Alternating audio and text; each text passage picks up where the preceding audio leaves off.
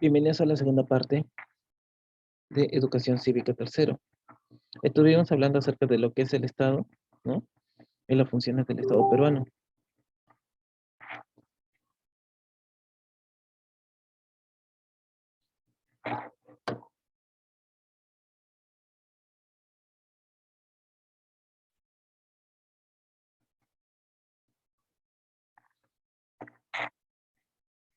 ¿No? Pero digamos, ¿qué era la población? Para el Estado, ¿qué es la población? A ver, acuérdense, ¿qué es la población?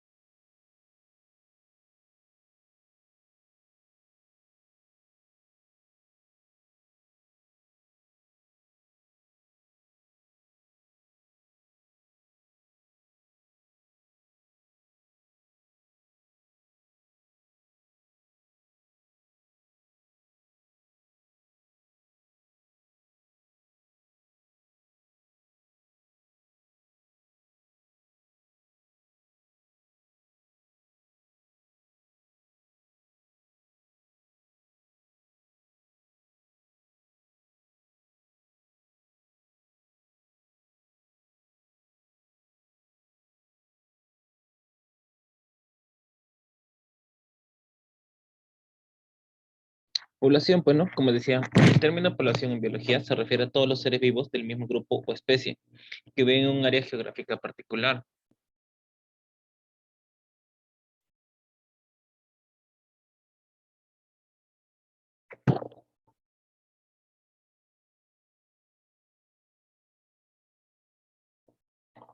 En sociología se refiere al grupo de seres humanos o a toda la especie. La demografía La demografía es una ciencia social que implica el estudio estadístico de la población humana. Población en un término más simple. Es el número de personas en una ciudad o pueblo, región, país o mundo. La población generalmente está determinada por un proceso llamado censo. Es decir, un proceso de recopilación, análisis, compilación y publicación de datos sobre la población y otras variables relacionadas como localidad de residencia, vivienda, ingreso, nivel educativo y otras. En geografía humana tiene un significado muy importante como objeto de estudio que justifica plenamente la existencia de la geografía de la población. ¿Mm? Viendo, escuchando esos conceptos, ¿qué opinan ustedes, no? ¿Qué es la población para ustedes?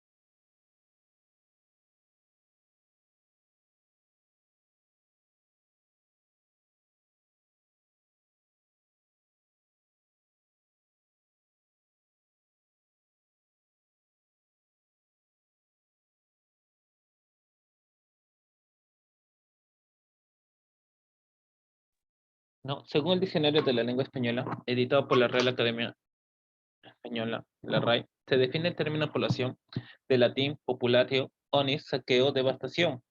En primer lugar, como la acción o efecto de poblar, fundar uno o más pueblos. Además, la RAI propone otras acepciones del término población: conjunto de personas que habitan en un determinado lugar, conjunto de edificios y espacios de una ciudad, ¿no? Atravesó la población de una parte u otra.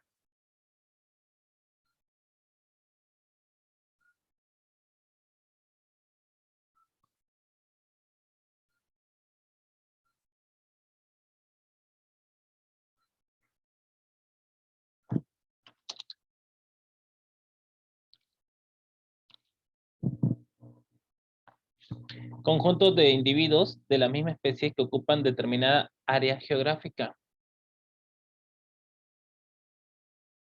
Conjuntos de los elementos sometidos a una evaluación estadística mediante muestreo. ¿Cuántos peruanos creen que somos actualmente? A ver, ¿cuántos peruanos creen que somos?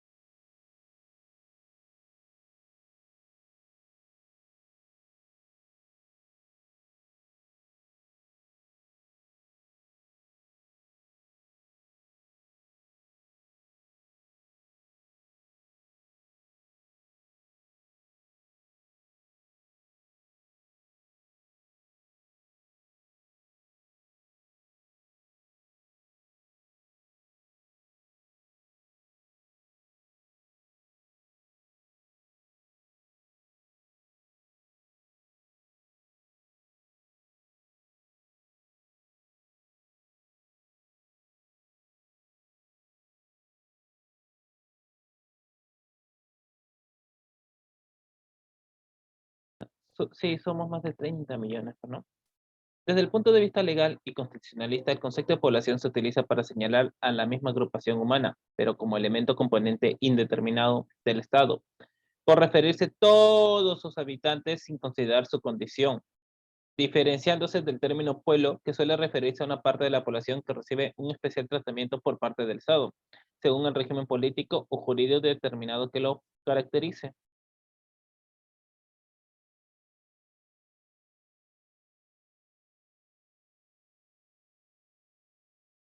¿Ya? A ver.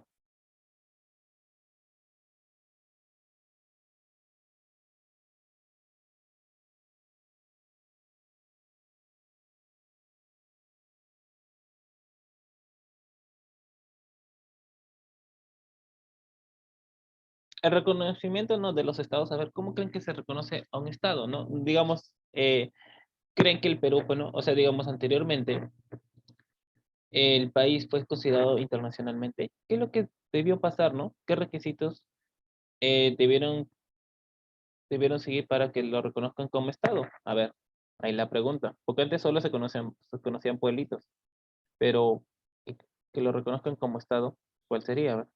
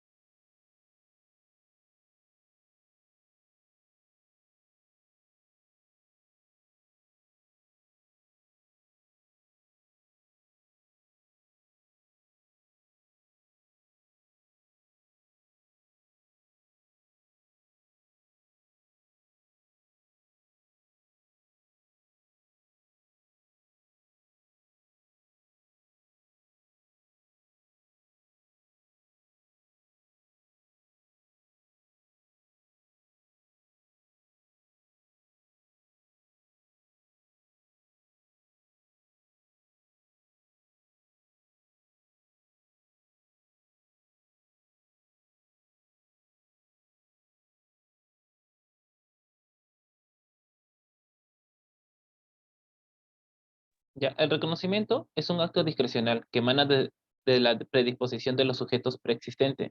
Este acto tiene efectos jurídicos, siendo considerados ambos sujetos internacionales, el reconocedor y el reconocido, de igual a igual puesto que se crea el vínculo entre los dos.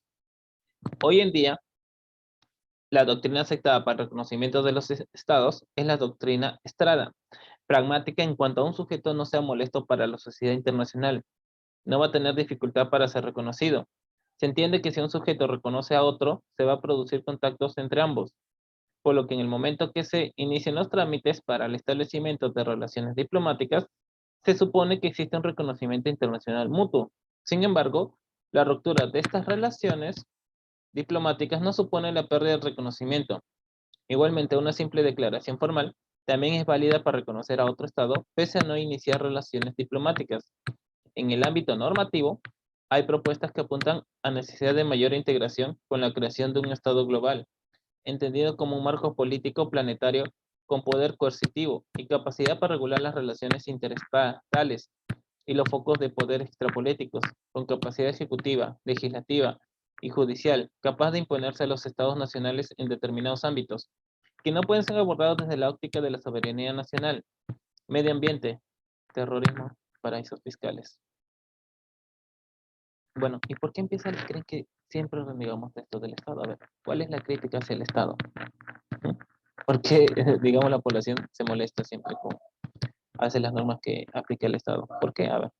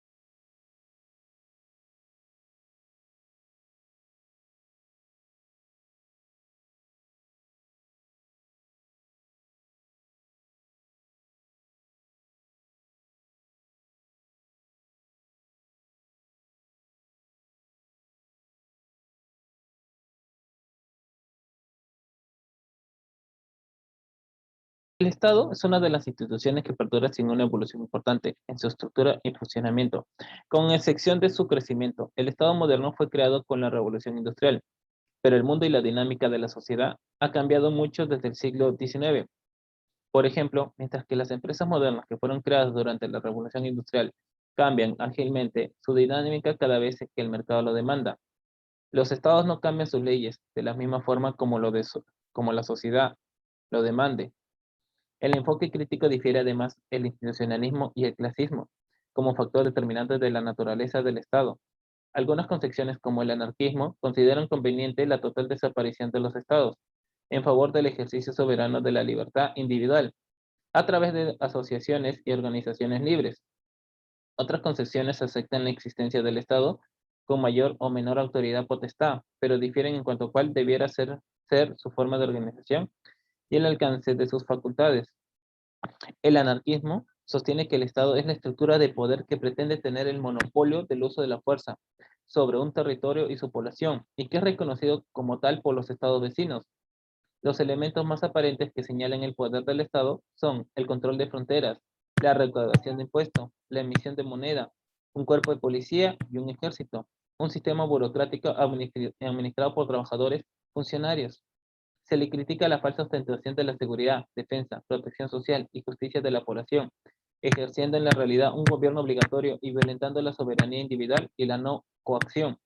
Los anarquistas señalan que el Estado es una institución represora para mantener un orden económico y de poder concreto, vinculado al poder público.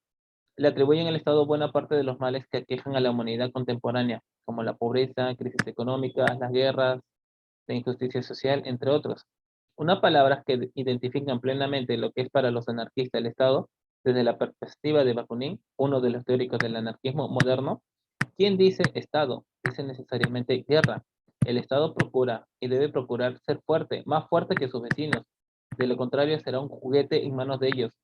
Se ve obligado a debilitar, a empobrecer a los otros estados. ¿Para qué? A ver, para imponer su ley, su política, sus tratados comerciales, con objeto de que enriquecerse a su costa. La lucha por la supremacía que está en la base de la organización económica burguesa es también la base de su organización política.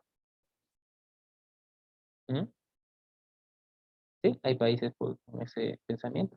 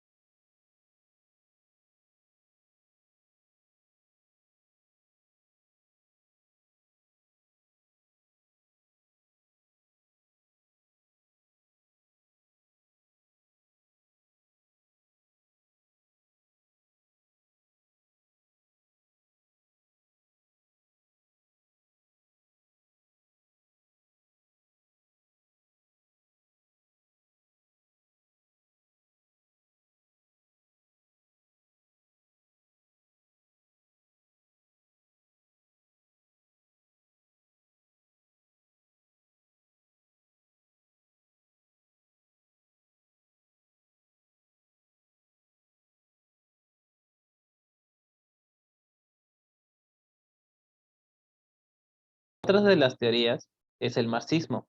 Por su parte, los marxistas afirman que cualquier Estado tiene un carácter de clase y que no es más el aparato armado y administrativo que ejerce los intereses de la clase social dominante.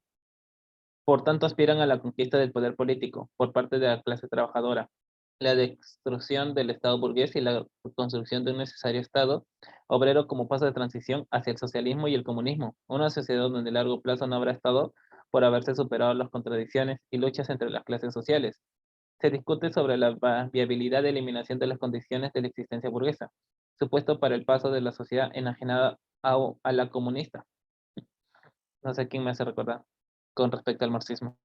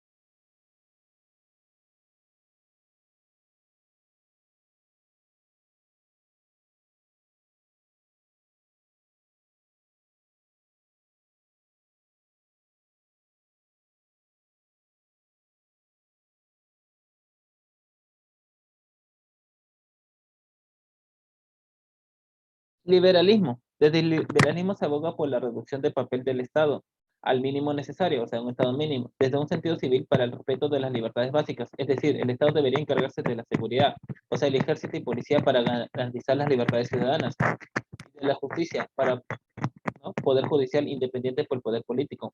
En ningún caso el Estado debe servir para ejercer la coacción de quitar a unos individuos para dar a otros, y deben ser los agentes privados los que regulen el mercado a través del sistema de precios, asignando pues el valor que realmente tiene. Bastia expuso dos formas posibles de entender el Estado. Un Estado que hace mucho pero debe tomar mucho, o bien un Estado que hace poco pero también toma poco de sus ciudadanos. La tercera posibilidad es un Estado que hace mucho por sus ciudadanos pero les pide poco cambio, o sea, tercera vía. Es, según Bastia, una invención de algunos políticos irresponsables.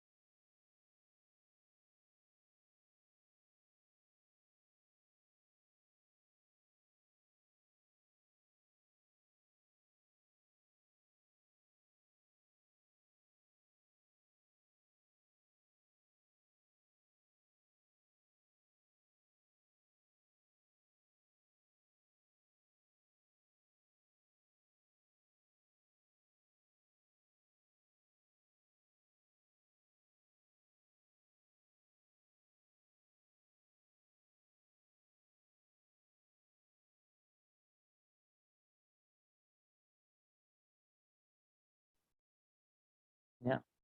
La razón del Estado en defensa del bien común es de la totalidad de la población que engloba el Estado o de la pervivencia del mismo. Se utiliza frecuentemente la llamada razón del Estado, término acuñado por Nicolás Maquiavelo, por lo que dicho Estado perjudica o afecta de una u otra forma a personas o grupos de personas en pro del resto de individuos que lo conforman, generalmente obviando las propias normas legales o morales que lo rigen. Tal es el argumento esgrimido, por ejemplo, en ciertos asesinatos selectivos o en ciertos casos de terrorismo de Estado. ¿Mm? Hay mucho. Pero digamos, ¿cómo se dividen estos poderes? No solo uno, digamos, el Estado no solo uno. La estructura del Estado peruano tiene tres poderes: poder ejecutivo, ¿no?, el poder legislativo y el poder judicial. ¿Qué es el poder ejecutivo, no? Ejecuta más que todo las leyes, en las cuales están, pues, ¿no?, el presidente, el consejo de ministros, los vicepresidentes, ¿no? El poder legislativo aprueba leyes o normas, el Congreso de la República. Y el Poder Judicial administra justicia, Corte Suprema de Justicia, las Cortes Superiores y los juzgados.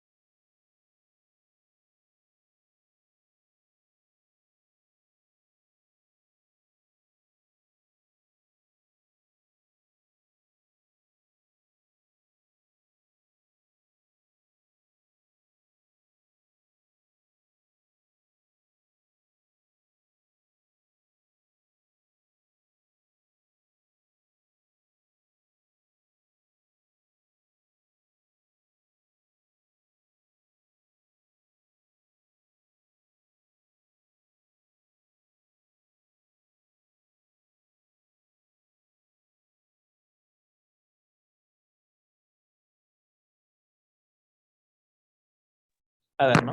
Vamos a ir con el primero, el poder legislativo. A ver, ¿qué es el poder legislativo para ustedes? No, no tienen hate, no tienen hate, no tienen odio. A ver, ¿qué es el poder legislativo?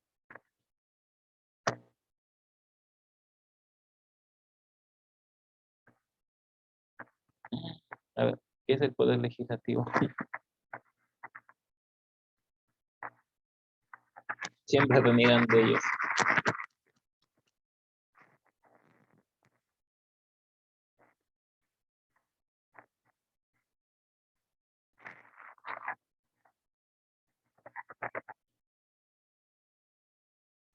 A ver, ¿qué es el poder legislativo?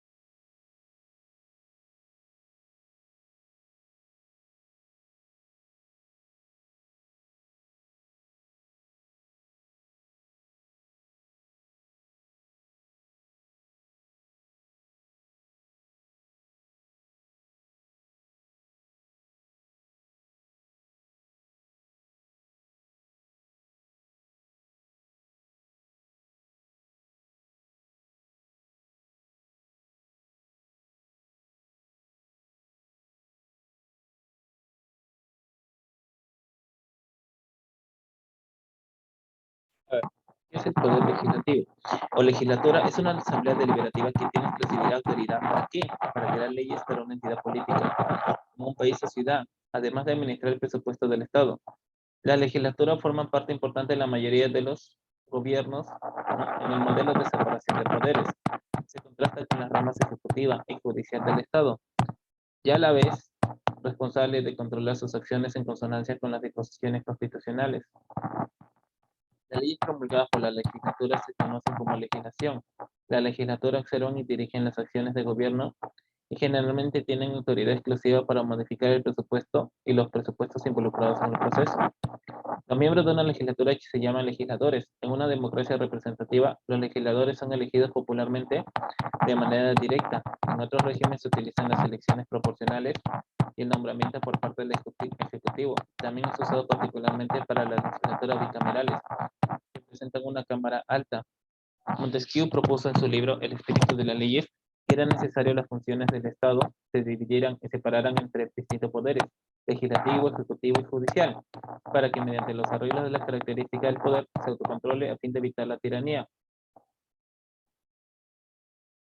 Durante la Edad Media se creó un sistema que consistía en convocar a las clases políticas o estamentos o estados generales, como se le llamó en Francia, para consultarlos sobre la creación de nuevos impuestos o aumento de los existentes, los que debían ser consentidos por los contribuyentes o sus constituyentes.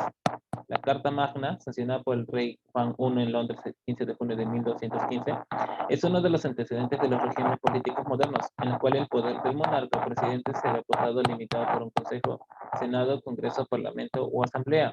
Lo que pide la Carta Magna es una limitación de poder por parte de los normandos.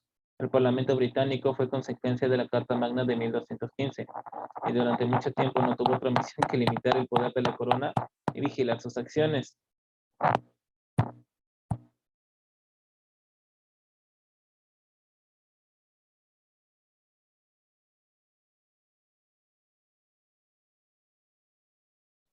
¿No? Digamos, esto que no es que, el Estado se le ocurrió hacer esto y listo, no tuvo que pasar bastante tiempo, ¿no? Para, digamos, para hacer la separación de poderes, ¿no?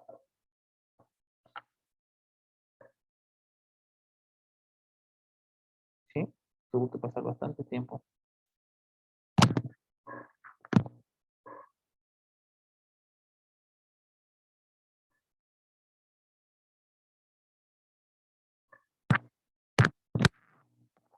Es una de las grandes verdades. Y esto, digamos, viene de un modelo antiguo, ya no viene desde ahora nada más, viene desde un modelo antiguo, desde Francia.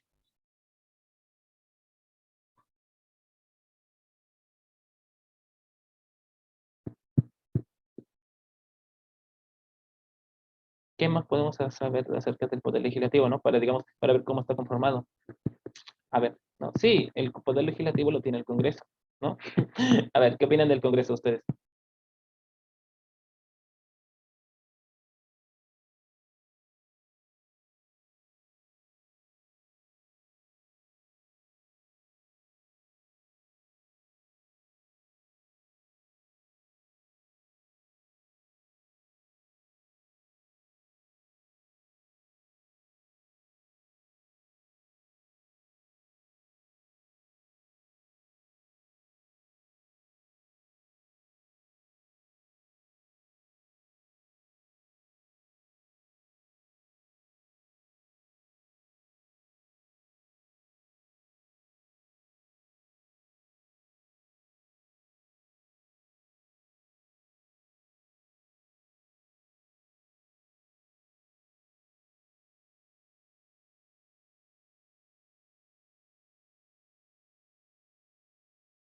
¿Cuál sería, digamos, su punto de opinión de ustedes acerca del Congreso?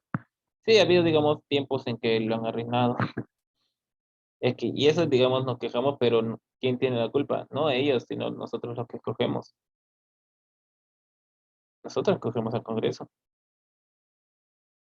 No, ellos no se eligen, no, nosotros escogemos. Por eso, digamos, estamos con esto de conteo de votos, ¿no? Cada 5 años se escoge el Congreso. ¿Que sí lo disuelven? Sí. ¿Para qué le voy a decir que no? Bueno, solo queda un minuto. Nos vamos a ver ¿qué nos toca? Hoy día acabamos. Estamos viendo la otra semana, ya. Estamos viendo la otra semana. Cuídense, que les vaya bien, que les vaya bonito, un bonito fin de semana. Si me despides porque, bueno, ya no nos toca el viernes, ¿no? Cuídense.